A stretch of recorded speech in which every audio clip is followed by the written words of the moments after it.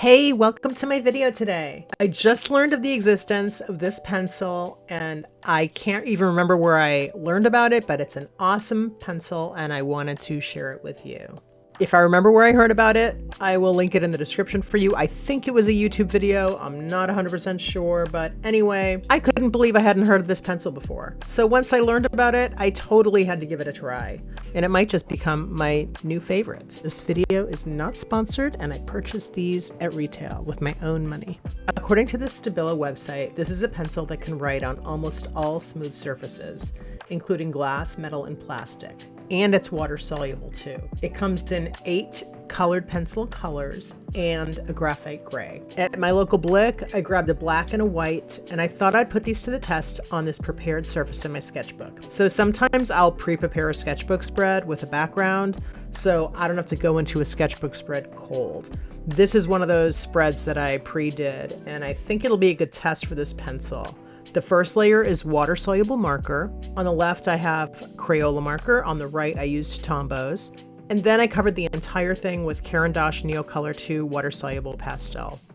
And I didn't do that thinking that I was going to end up testing it with this pencil. It turns out that this is what I'm using it for, so there you go. To begin with, I tried the white Stabilo All on this surface and it went nowhere. It did not write, so I'm not working with the white today. I'm only working with the black pencil. The beginning footage I took was not in focus, but I am speeding through it to get to the in focus part of this speed draw. Off the bat, I like it quite a bit. It's smooth and it feels like a waxy colored pencil, but a little bit more pigmented. There's a little bit of a China marker feel to this, but it's not at all that level of waxiness. It's definitely feels like a pencil, but a little bit of a creamy pencil, but it's also not super soft either.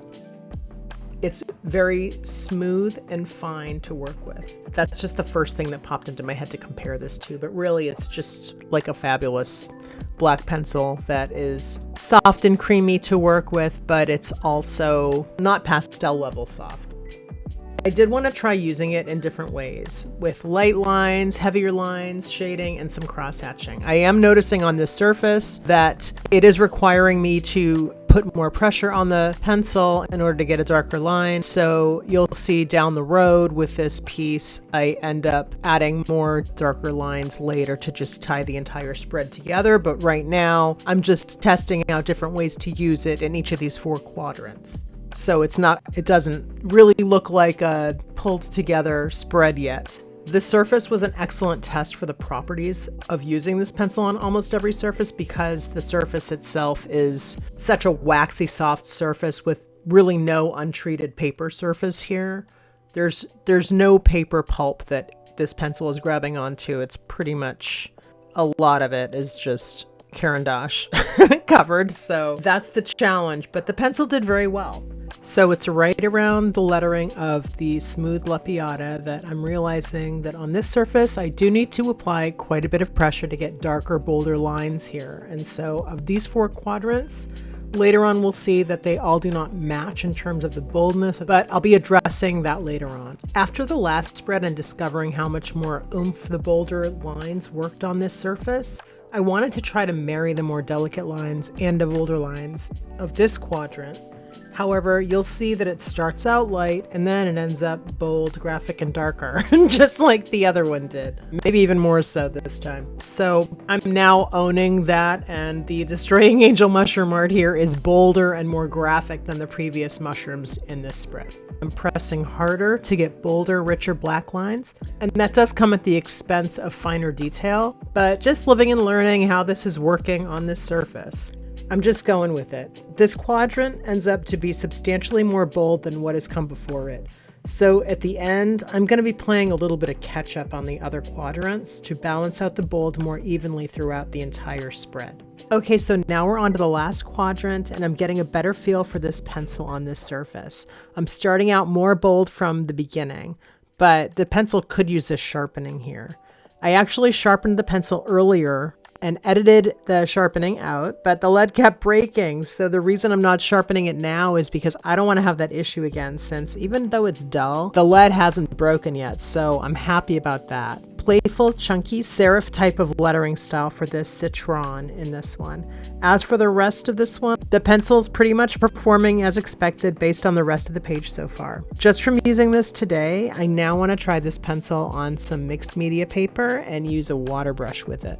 It's not clear from the information found on the Stabilo website whether this is pigment based or not, but I'm wondering that too. If you know, please let us know in the comments.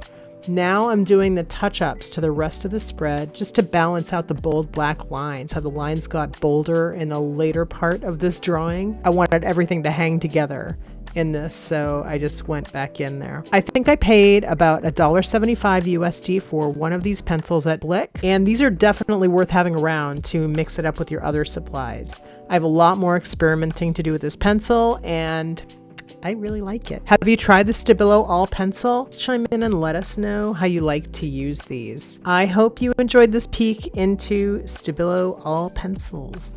If you like this video, please do hit that like and subscribe to my channel. YouTube is moody and doesn't always show videos from creators you follow. So if you also turn on notifications, that helps tell YouTube that you want to see my videos when I post new ones. Also, if you enjoy watching my art videos, but you want a little bit more, I'm launching a Patreon membership on March 7th. I'm super excited to have another platform where I can share more with you than I can share here on YouTube. I'll tell you more about the Patreon membership as the date grows closer, and I'm all ears if you have suggestions for benefits you'd like to see offered as a part of it. So if you do, please leave a comment and I will definitely consider all suggestions. Thank you so much for watching today. I hope you enjoyed this video and I will see you in the next one. Bye-bye.